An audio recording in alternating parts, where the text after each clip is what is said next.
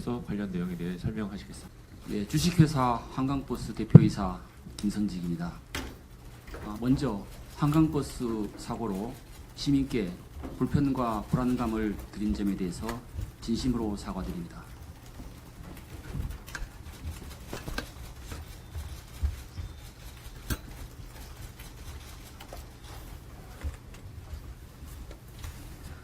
(11월 15일) 토요일 한강버스 멈춤 사고에 대해서 설명드리겠습니다.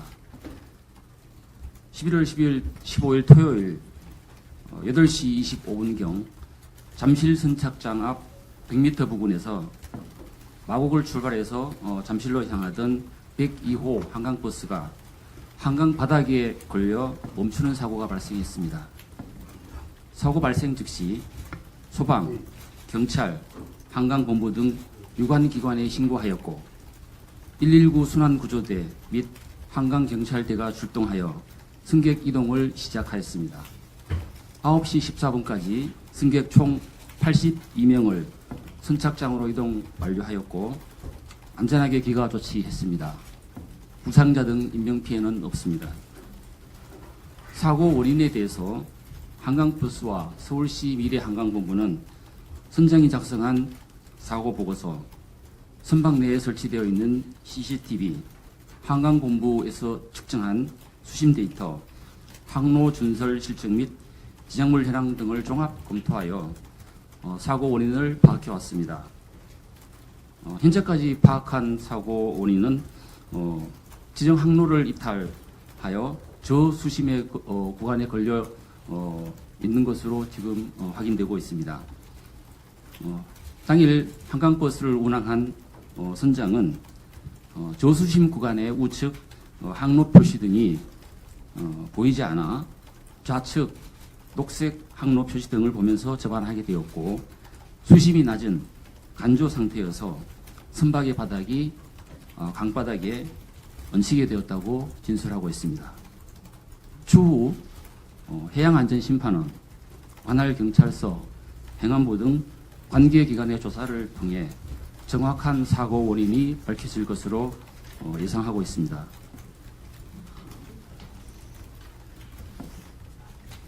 잠실 선착장 인근의 수역은 수심이 낮고 가스관 보호공 등이 매설되어 있어서 운항 시 주의가 필요한 구역입니다. 서울시는 잠실 선착장 인근 항로에 대해 정식 운항 전에 준설을 하여 수심 2.8m 이상을 확보하였습니다. 참고로 하이브리드 선박의 홀수는 1.3m이고 프로펠러를 보호하는 덮개에 해당하는 스케그를 포함했을 경우에는 1.8m입니다. 여기에 유수심 1m를 더하여 서울시 한강본부에서는 수심 2.8m 이상을 확보하였습니다. 조치 계획입니다.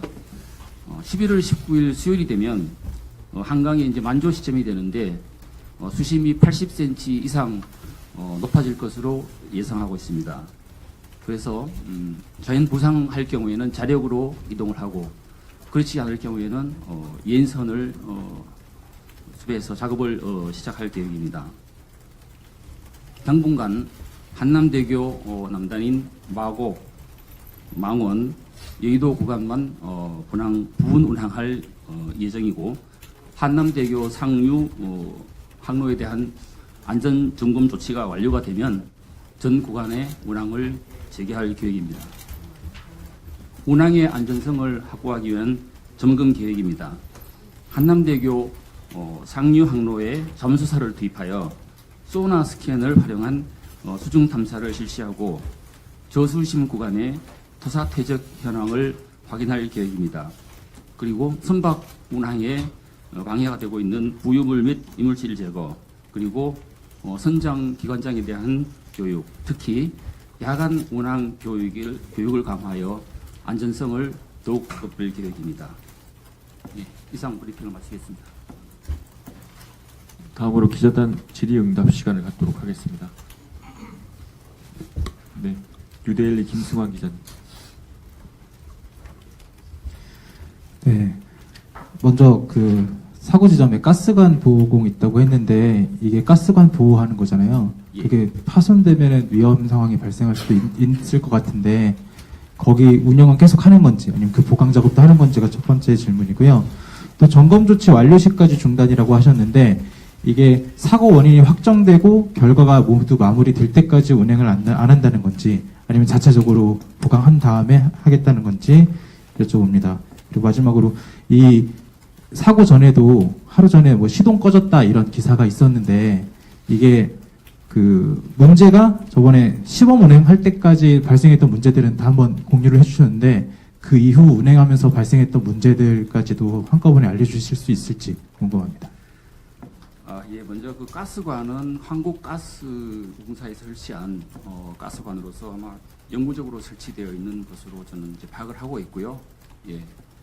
그다음에 두 번째 그 안전점검 조치는 특히 그 한남대교 상류 부분이 지금 수심이 얕아서 우리 선박이 다닐 때 바닥이 이제 터치가 되는 현상이 있다고 보고가 들어와서 여기 대해서는 충분히 조사를 한 다음에 안전 조치를 강구하고 준수를 해서 확인이 되면 그때 다시 운항을 재개할 계획입니다. 최대한 빨리 마치겠습니다.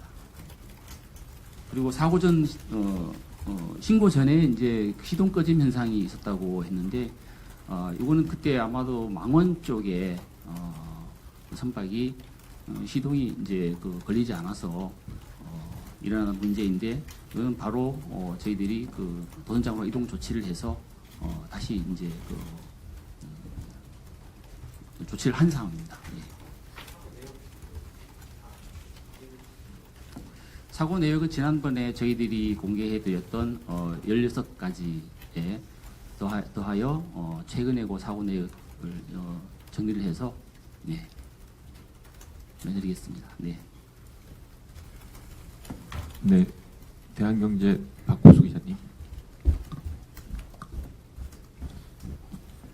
그 사고 당일에 그 박진영 본부장님 브리핑에서는 그 항로 이탈이 없다고 하셨는데 하루 만에 입장이 뒤집힌 이유가 무엇인지 초기 보고 체계 오류인지 확인 절차 문제인지 좀 궁금하고요. 그리고 운전자가 항로를 이탈했다면 이탈에 대한 경보 시스템이 정상 작동했는지 궁금하고 그리고 또 마지막으로 그 사고 선박의 인양이 만조 시점에만 가능하다고 하셨는데 그 수심 관리가 좀 취약한 건지 아니면 전체 항로 설계가 좀 문제가 있는 건지 그 부분도 좀 궁금합니다. 먼저 이제 항로 이탈의 문제는요. 저희들이 이제 사고를 조사하는 과정에서 그 당시 그 선박을 운항했던 선장의 진술에 의하면 그 항로 표지 등 중에 하나가 잘 보이지 않았다. 그래서 나머지 이제 그 항로 표지 등을 보고서 우측으로 변침을 했는데 결과적으로 수심이 얕은 그에게 지금 인식이 되었다라고 지금 진술을 하고 있습니다. 그래서 항로가 특별히 이렇게 그쪽은 문제가 있었다기보다는 협수로 구간으로서 주변에 또 그런 매설공도 있고 해서 좀 주의가 많이 요구되는 그런 항로라고 이해하시면 될 것 같습니다.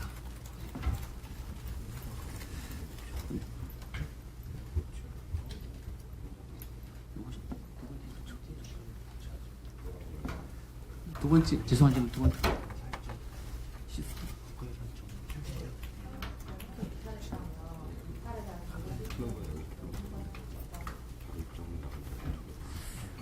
경고 시스템은 이제 어떤 기관이라든가 그런 이상이 발생했을 때 이제 나오는 것이고요. 사전에 그런 어떤 경고라든가 그런 거는 이제 없는 걸로 알겠습니다.